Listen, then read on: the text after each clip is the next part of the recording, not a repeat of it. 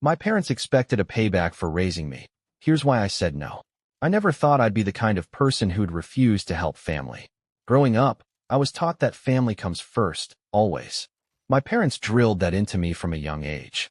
Yet here I am, 27 years old, refusing to lend money to the very people who raised me. The irony isn't lost on me. I'm Michael, a 27-year-old software developer with ADHD who struggled through school before finding my niche in coding. My childhood was complicated. My parents, particularly my father, had extremely high expectations. My mother was more sympathetic, but ultimately deferred to him in most matters. My father was the kind of man who believed that tough love was the only path to success. Report cards with B's were met with disappointment. Extracurriculars were mandatory, and my ADHD was viewed as an excuse, not a condition requiring understanding and accommodation. The real world doesn't care about your problems, my father would say whenever I struggled with focus or organization. Better you learn that now. Growing up in our middle-class, suburban home outside Boston, everything appeared normal from the outside. My father worked as an accountant, my mother as a part-time nurse. We weren't rich, but we weren't struggling either. My younger sister, the golden child, excelled at everything she attempted. Perfect grades, athletic achievements, social butterfly, all the things I wasn't. My high school years were the worst. While my peers were planning for college, I was barely keeping my head above water academically. My undiagnosed ADHD made traditional schooling a nightmare. Teachers called me lazy, unmotivated, or worse, stupid. My parents, particularly my father, seemed to agree. The constant comparisons to my sister only made things worse. "Why can't you be more like Emily?" became a refrain I heard almost daily. I managed to graduate high school with mediocre grades, much to my father's disappointment. College wasn't even discussed as an option. My grades weren't good enough for scholarships, and my parents made it clear they wouldn't waste money on someone who didn't take education seriously. 2 days after my 18th birthday, my father sat me down for the talk. I still remember every word. "You're an adult now, and adults pay their way," he said. "You have 30 days to either get a job and start paying rent or find somewhere else to live." I was stunned. Though our relationship had been strained, I never expected to be essentially kicked out. My mother said nothing, her silence a tacit approval of my father's ultimatum. I found a minimum wage job at a local electronics store, but my first month's earnings weren't enough to meet my father's rent expectations. True to his word, I came home one day to find my belongings packed in boxes by the front door. That night, I slept on my friend Jake's couch, the first of many such nights as I couch surfed through the next few months. I worked 2 jobs, saved every penny, and eventually found a tiny studio apartment that I could just barely afford. Those early years were brutally difficult. Working constantly, eating ramen, never having enough, constantly afraid of ending up on the street. The one bright spot was discovering coding. A regular customer at the electronics store noticed I had a knack for troubleshooting and suggested I try programming. I taught myself through free online resources, coding late into the night after exhausting shifts. Turns out, my ADHD brain that struggled so much in traditional education thrived in the problem-solving environment of programming. At 21, I finally got officially diagnosed with ADHD, which explains so much about my earlier struggles. At 22, I landed my first junior developer position. By 25, I had moved to a better company with a substantial salary increase. Now, at 27, I'm financially stable for the first time in my life, with a good job, a comfortable apartment, and even some savings. During these 9 years, my relationship with my parents was practically non-existent. Occasional text messages on birthdays or major holidays were the extent of our communication. My sister kept me somewhat updated on their lives, though she too had grown distant from them after witnessing how they had treated me. I built my own support network of friends who became my chosen family.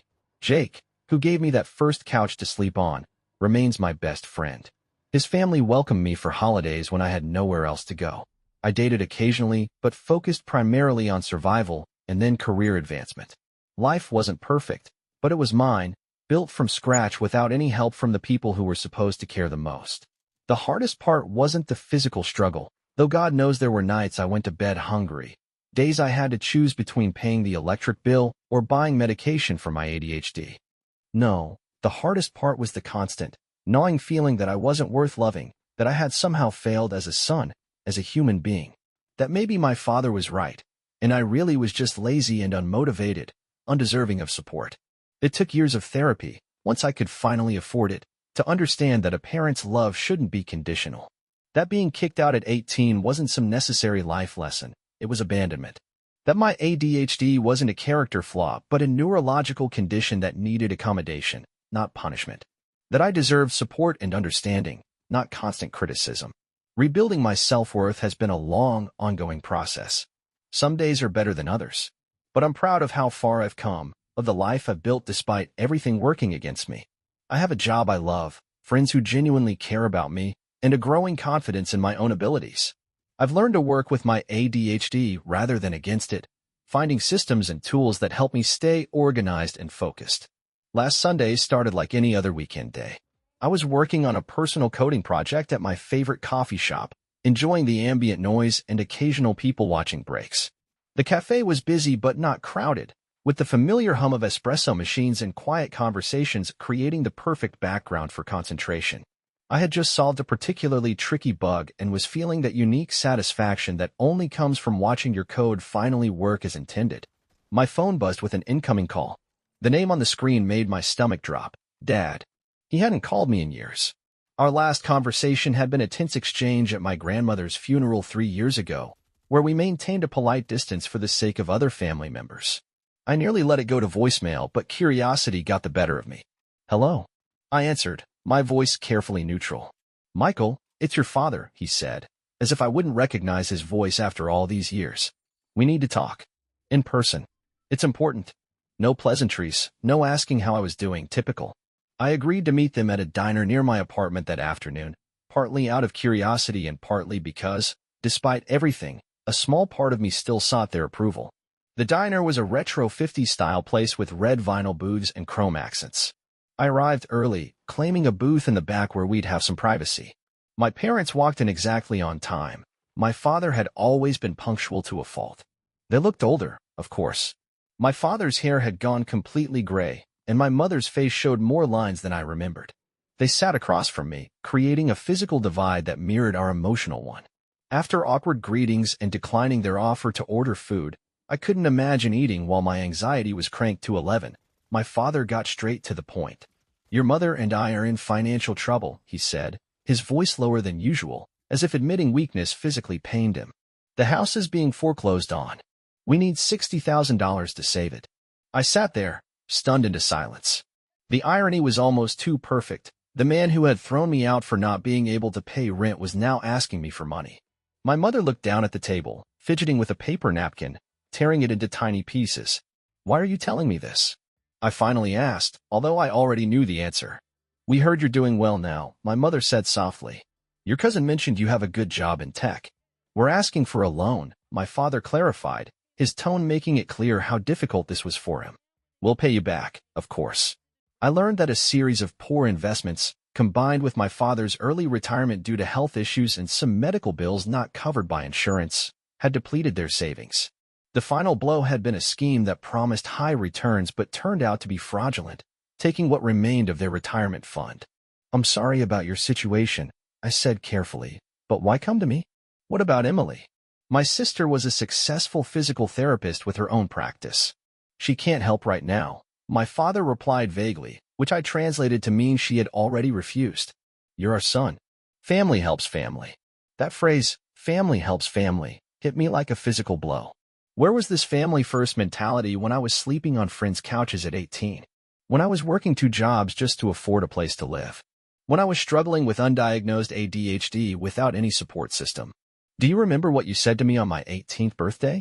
I asked, my voice steady despite the emotions churning inside me. You said adults pay their way. You gave me 30 days to either pay rent or get out. My father shifted uncomfortably. That was different. We were teaching you responsibility. By making me homeless? I couldn't keep the bitterness from my voice. I was barely an adult, with no support, no guidance. I had undiagnosed ADHD that made traditional education nearly impossible, but instead of helping me find alternatives, you decided I was just lazy. We did what we thought was best, my mother interjected, finally looking up from her shredded napkin. We didn't know about your condition then. You didn't try to know, I countered. And even after I was diagnosed, did either of you ever apologize? Ever acknowledge that maybe, just maybe, I wasn't just a disappointment who refused to try hard enough? The silence that followed answered my question. I worked minimum wage jobs and slept on couches. I continued, years of unexpressed hurt flowing out. I taught myself to code after 12-hour shifts. I built my career from nothing, with zero help from either of you. And now that I'm finally stable, now that I finally have security for the first time in my life, you show up asking for money?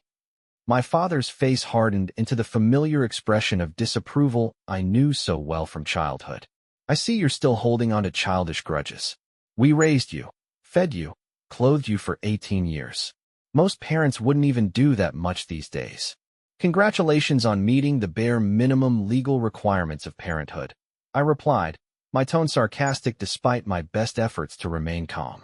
Should I give you a medal for not letting your minor child starve? Don't talk to your father that way. My mother snapped, showing more backbone than she ever had when I needed her to stand up for me as a child. I'm sorry you're losing the house, I said, gathering my things to leave. Truly I am. But I'm not giving you $60,000. I wouldn't even have that much available if I wanted to help. As I stood to leave, my father grabbed my wrist. So that's it. After everything we did for you, you're just going to walk away when we need help? What kind of son does that make you? I gently but firmly removed his hand. The kind of son who learned from his parents that adults pay their way. The kind of son who was taught that family only comes first when it's convenient. I'm just following the lessons you taught me so effectively. As I turned to leave, I caught a glimpse of something in my father's eyes that I'd rarely seen before. Uncertainty, maybe even fear. For a moment, I hesitated. These were still my parents, the people who had held me as a baby, taught me to ride a bike, attended my elementary school plays. But then I remembered the night I'd found my belongings packed in boxes, the cold disregard as I struggled to find a place to sleep, the years of silence when a call or text could have meant the world to me. I walked out of the diner, the bell above the door chiming cheerfully, a stark contrast to the heaviness in my chest. On the sidewalk outside, I took deep breaths of the crisp autumn air, trying to steady myself. A part of me had hoped, foolishly perhaps, that this reunion might include some acknowledgement of the past, some recognition of how their actions had hurt me. Instead, it was just another demand, another expectation I couldn't possibly meet. The familiar feelings of inadequacy threatened to overwhelm me, but I pushed them back. I wasn't that scared 18-year-old anymore. I had built a life, proven my worth. If not to them, then to myself and to the people who truly cared about me. I walked out of the diner with my heart pounding and my thoughts racing. The cool autumn air helped clear my head as I walked briskly toward my apartment, needing the physical movement to process the emotional whirlwind of the past hour. I wasn't even halfway home when my phone started ringing again. My father. I declined the call. Then another call, this time from my mother. I declined that too. The text messages started flooding in immediately after. You're being childish, from my father. Please reconsider, we're desperate, from my mother. After everything we sacrificed for you, from my father again.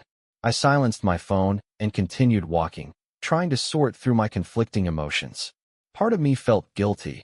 They were still my parents, and they were about to lose their home. Another part felt a vindication I wasn't proud of, a dark satisfaction that they were experiencing the financial insecurity they had thrust upon me at 18. But mostly, I felt sad. Sad for the family relationship we never really had. Sad for the support that was always conditional. Sad for the young person I was who desperately needed parents who believed in me. When I got home, I called Jake, needing to talk to someone who understood the whole history. They've got some nerve, Jake said after I recounted the meeting. Do they even realize what you went through after they kicked you out? I don't think they want to know, I replied. Acknowledging that would mean admitting they failed as parents. What are you going to do? He asked. Nothing, I said. I can't afford to give them that kind of money even if I wanted to. And honestly, I don't want to. Is that terrible? Absolutely not, Jake assured me. You don't owe them anything. They made their choice years ago. Over the next few days, the messages continued. My father's grew increasingly angry, while my mother's became more pleading. I maintained my silence, needing space to think. Then on Wednesday evening, there was a knock at my door.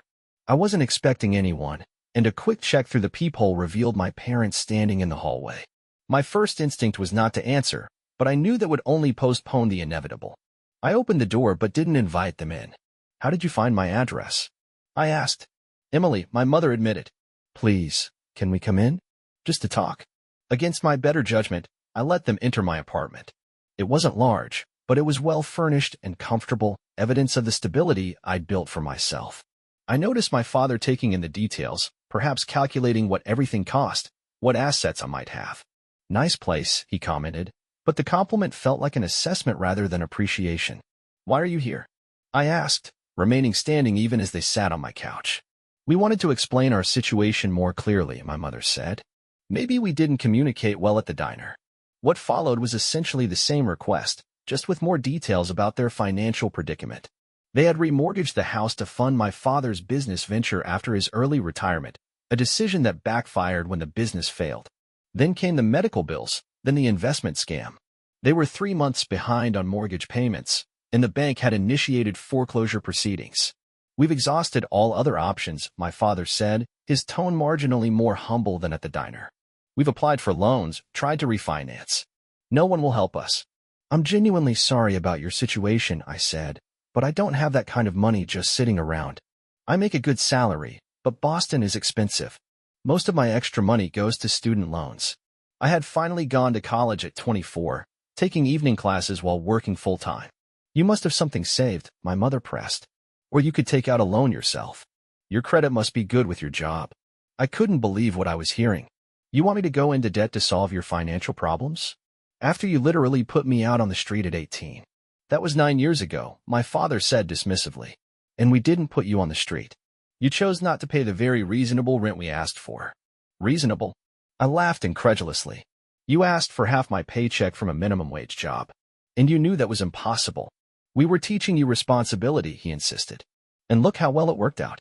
You have a good job now, a nice place. You should be thanking us." That was the moment something snapped inside me. Thanking you? For what exactly? For making my childhood a constant exercise and feeling inadequate? For ignoring a neurological condition that made me struggle? For comparing me constantly to my sister? For abandoning me when I needed support the most? "We did not abandon you," my mother protested. "You left." I left.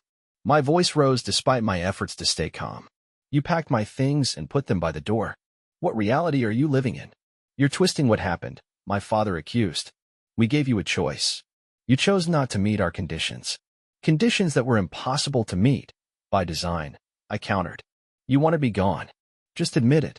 I wasn't the child you wanted, so you found a way to wash your hands of me while telling yourselves you were being good parents." The silence that followed was deafening. For a brief moment, I thought maybe, just maybe, they were reflecting on the truth of my words. But then my father stood up, face flushed with anger. "This is the thanks we get for raising you," he said bitterly. "We put a roof over your head for 18 years, fed you, clothed you, and now when we need help, you throw a teenage tantrum about ancient history." "It's not ancient history to me," I replied, trying to keep my voice steady. "It's the foundation of our relationship. You taught me very clearly that family obligations end at 18. I'm just following your example." "You ungrateful," my father started, taking a step toward me, but my mother grabbed his arm. "Robert, don't," she warned. In that moment, Jake arrived. We had plans to watch the game that evening, and his timing couldn't have been better. He knocked and then used the key I'd given him years ago when I had a bad bout of flu and needed help. "Hey, Michael," I brought the... He stopped short upon seeing my parents, immediately assessing the tension in the room. "Everything okay here?"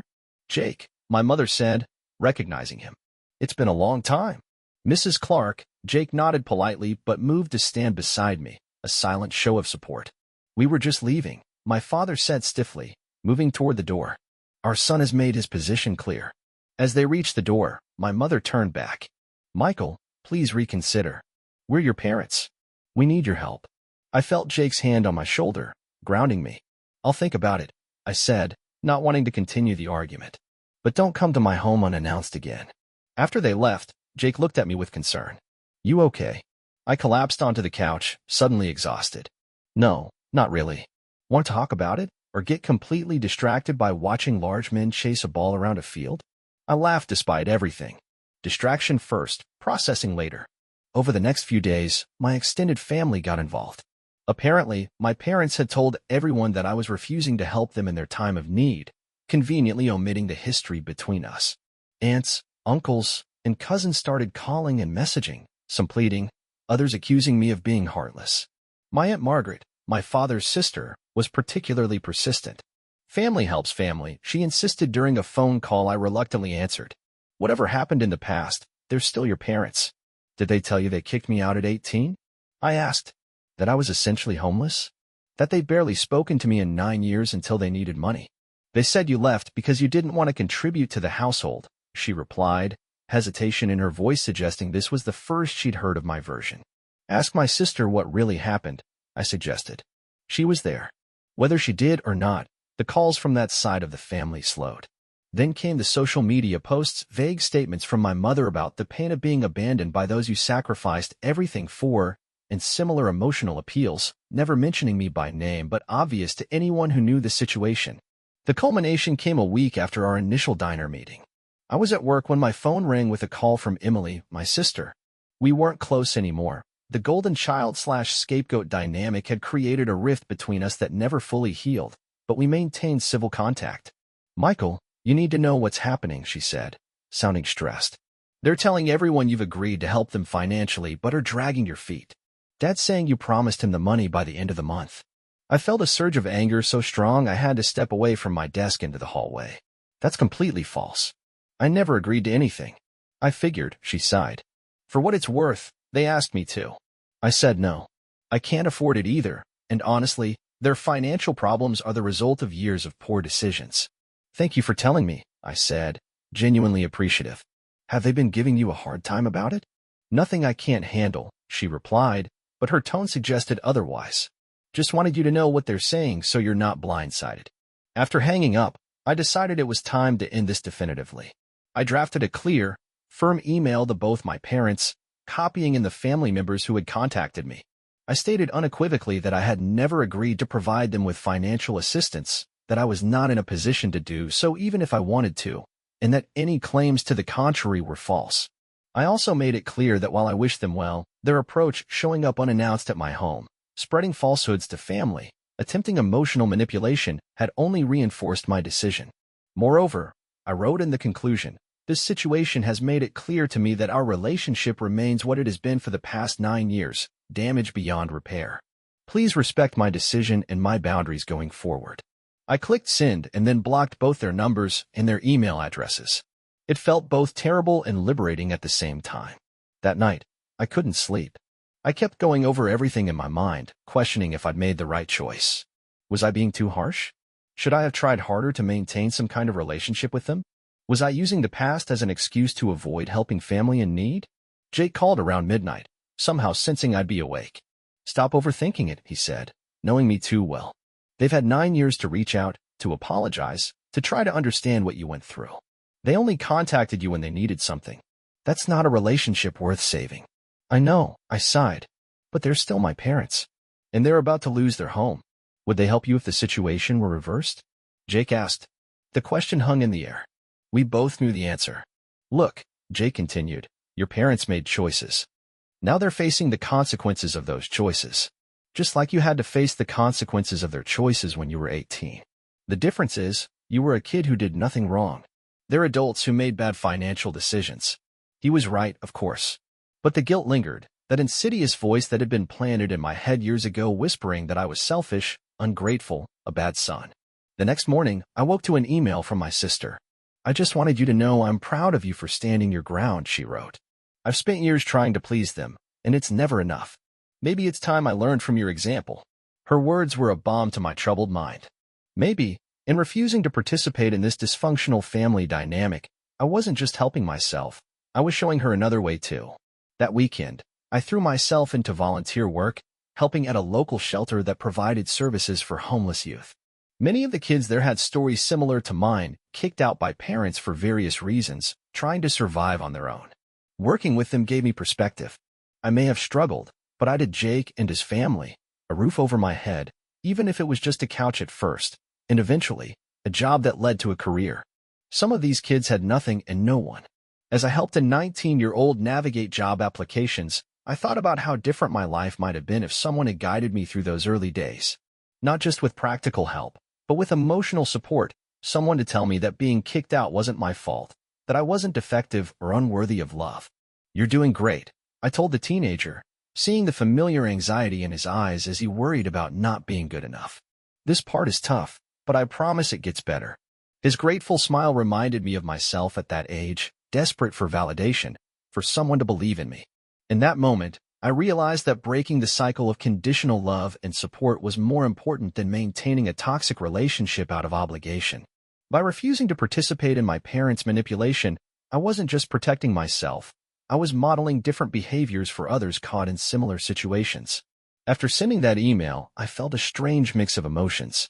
Relief that I had set a clear boundary, guilt that persisted despite knowing I'd made the right decision, and a profound sadness for what our family relationship could have been under different circumstances.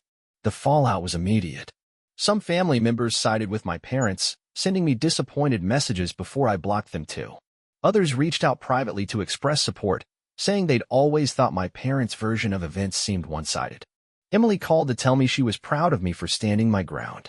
Jake suggested a weekend getaway to clear my head, and we spent 2 days hiking in the mountains, the physical exertion and natural beauty providing much-needed perspective. Upon returning to normal life, I decided to channel my emotional energy into something positive. I reached out to a local organization that helps young adults transitioning out of foster care or unstable home situations, people in the position I had been in at 18. I started volunteering as a mentor, sharing my experiences and the technical skills that had ultimately saved me. It felt healing to help others navigate what I had faced alone. As for my parents, I heard through Emily that they eventually lost the house. They moved into a small apartment, my father finding part-time work to supplement his reduced retirement income. Sometimes I wonder if I made the right choice, if the decent thing would have been to help despite our history. But then I remember the lessons they taught me through their actions, not just their words, that family obligations are conditional, that love comes with terms and conditions, that some bridges, once burned, can never be rebuilt. The most unexpected outcome was my relationship with Emily. After years of distance, we began talking more regularly. Without our parents' influence constantly pitting us against each other, we found common ground. She confessed that she'd always felt guilty about the way I was treated, that she'd been afraid to speak up for fear of becoming the new target. I assured her that I never blamed her. We were both just kids in a dysfunctional system, playing the roles assigned to us. 6 months after the confrontation, Emily invited me to her home for dinner. She had 2 children I barely knew, my niece and nephew, ages 6 and 4.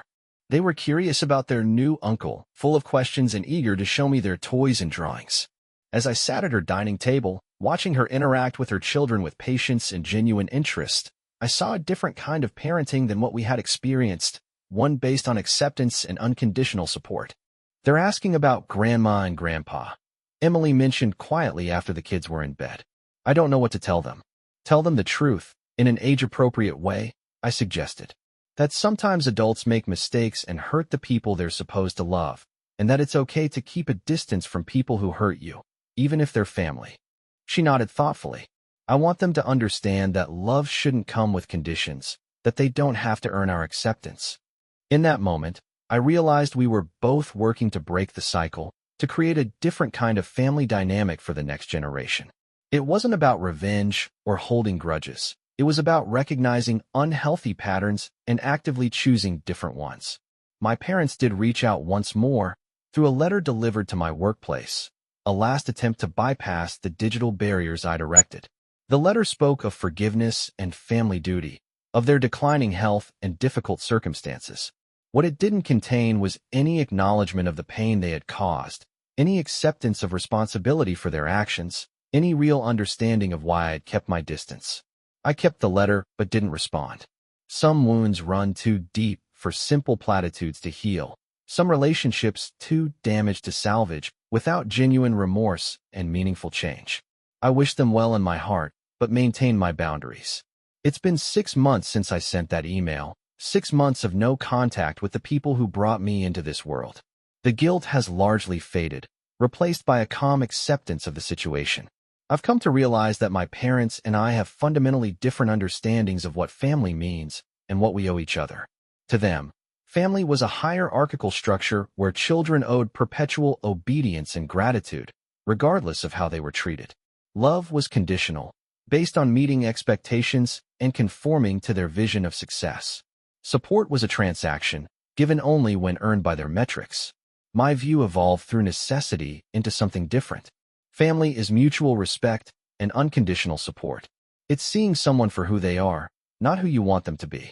It's standing by them when they struggle, not pushing them away. It's the family I've built for myself through friendships and mentorships, the people who showed up when I needed them most. The painful irony is that in pushing me away at 18, my parents inadvertently taught me the most valuable lesson of my life, that I could survive without them. They meant to teach dependence, but instead fostered independence. They wanted to show me the harsh realities of adulthood, but instead revealed the harsh realities of their own limitations as parents. Do I wish things were different? Of course. In quiet moments, I still wonder what it would be like to have parents who celebrated my successes, who apologized for past mistakes, who valued me for who I am rather than measuring me against their expectations.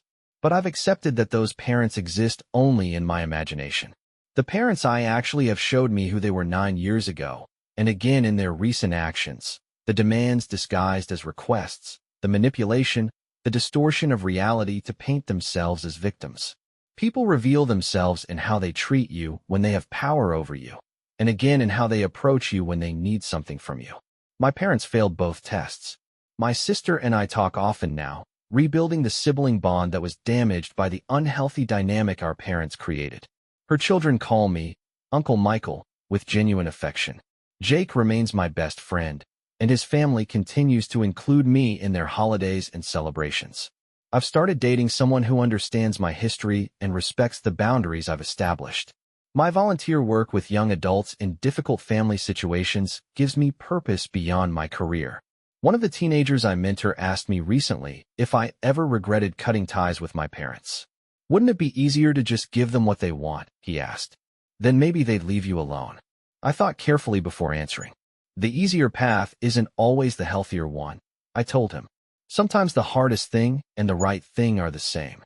He nodded, understanding in a way that only someone who's experienced similar family dynamics could. So how do you deal with the guilt, he asked, with everyone telling you that you have to forgive family no matter what? By remembering that forgiveness doesn't mean allowing people to keep hurting you, I replied. And by recognizing that you can wish someone well while still maintaining distance for your own well-being. These are the lessons I'm still learning, still practicing, still struggling with some days. The cultural pressure to maintain family relationships at all costs is strong, and the guilt it can generate is powerful. But with each passing month, I grow more confident in my decision, more secure in the knowledge that protecting my hard-won stability isn't selfish, it's necessary. In a society that often romanticizes family relationships regardless of their health, standing firm in the decision to maintain boundaries can feel like swimming against the current. But I've learned that some relationships can't be salvaged without fundamental changes that the other parties aren't willing to make. Some wounds don't heal without acknowledgement and genuine remorse. Some bridges stay burned, and that's okay. So am I the bad guy for not lending my parents money after they kicked me out at 18? Some would say yes, they are family, after all, and they did provide for me during childhood. But others would understand that some wounds run too deep, some betrayals too fundamental to simply set aside for the sake of those who inflicted them. I don't know if I'm the bad guy in this story. What I do know is that I'm a survivor, shaped by both the support I lacked and the strength I found. And in the end, perhaps that's enough. I know now that family isn't defined by blood but by actions, by who shows up for you when you're at your lowest, by who celebrates your victories without jealousy, by who sees you clearly and loves you anyway. My family isn't the one I was born into, but the one I chose and the one that chose me. It's Jake and his parents who welcomed me for holidays when I had nowhere to go. It's Emily and her children who are rebuilding connections based on mutual respect. It's the teens I mentor who remind me of my younger self and give purpose to my past struggles. It's my new circle of friends who accept me without conditions. Last week, I ran into my mother at the grocery store, the first time I'd seen either of my parents since that final confrontation in my apartment. She looked smaller somehow, more fragile. For a moment, we just stared at each other across the produce section, both frozen in surprise. "Michael," she finally said, her voice tentative. "Hello, Mom," I replied, keeping my tone neutral but not cold. She told me they'd settled into their apartment, that Dad's health wasn't great but stable, that they were managing. I nodded, expressed polite concern about my father's health, and asked if they needed anything medical-wise. She shook her head. The conversation was awkward but civil. No accusations, no demands, just the strange formality of two people who share DNA but little else. As we prepared to part ways, she hesitated. "We miss you," she said quietly. "Your father would never say it, but he does." I didn't know how to respond to that. Did they miss me, or the idea of a son who would rescue them financially? Did they miss who I am, or who they wanted me to be? "I hope you're both doing okay," I finally said. "Take care of yourselves." As I walked away, I felt a complex mix of emotions, sadness for what could have been, relief that the encounter hadn't devolved into accusations, and a quiet certainty that I was on the right path. The guilt that had once been so overwhelming had diminished to a manageable ache. That evening, I had dinner with Emily and her family. As her kids excitedly showed me their latest art projects and school achievements, I noticed how Emily praised their efforts regardless of outcome, how she encouraged without demanding perfection, how different her parenting was from what we had experienced. "You're good with them," she commented later, after the kids were in bed. "They make it easy," I replied. "They're great kids. Have you thought about having your own someday?" she asked. The question caught me off guard. I'd been so focused on survival, then on career building, then on healing, that I hadn't given much thought to creating my own family. "I'd have to find the right person first," I said with a small smile. "But yeah, maybe someday. If I do, I know what kind of parent I want to be." "The kind ours weren't," Emily said softly. "Exactly." Later that night, as I drove home, I thought about the concept of generational patterns, how trauma, neglect, and conditional love can be passed down like inherited traits. But so can healing, growth, and change. Emily was already breaking the cycle with her children. Perhaps someday I would do the same. The question that began this reflection, "Am I the bad guy?" now seems less important than the questions that have replaced it. Am I healing? Am I growing? Am I creating something better from what I experienced? To those questions, I can confidently answer yes. I still don't know if my parents will ever truly understand the impact their actions had on me, if they'll ever acknowledge the harm they caused. I've accepted that they might not. But that understanding is no longer necessary for my forward movement. I've stopped waiting for an apology that may never come and instead focused on writing my own story, one where being kicked out at 18 isn't the defining moment of my life, but merely a difficult chapter in a much longer, richer narrative. Last month, one of the teens I mentored got his first apartment after aging out of foster care. Jake and I helped him move in, carrying second-hand furniture up 3 flights of stairs, stocking his kitchen with essentials, making sure he had everything he needed for this transition. As we were leaving, he awkwardly handed me a handmade thank you card. "No one's ever believed in me like you guys," he said, embarrassed by his own vulnerability. In that moment, standing in the doorway of a tiny apartment not unlike my first place, I felt something heal inside me, a circle completing itself. The abandoned child becomes the supportive adult. The wound becomes wisdom. The broken connection becomes the foundation for building something new and better. Maybe that's the real resolution, not reconciliation with those who hurt us, but reconciliation with the hurt itself. Finding meaning in the pain by using it to help others avoid similar suffering. Creating the support we needed but didn't receive. So no, I don't think I'm the bad guy for not giving my parents money. I think I'm someone who learned difficult lessons about boundaries, about the true meaning of family, about the kind of person I want to be.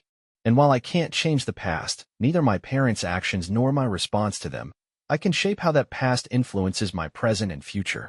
In the end, that's all any of us can do, take the hand we've been dealt and play it as wisely as possible. My parents played their hand according to their values and capabilities. Now I'm playing mine according to the values I've developed and the strength I've found along the way. And in this new game, by my own metrics, I'm winning. What would you do for Give and Fund, or stand your ground? Share your thoughts.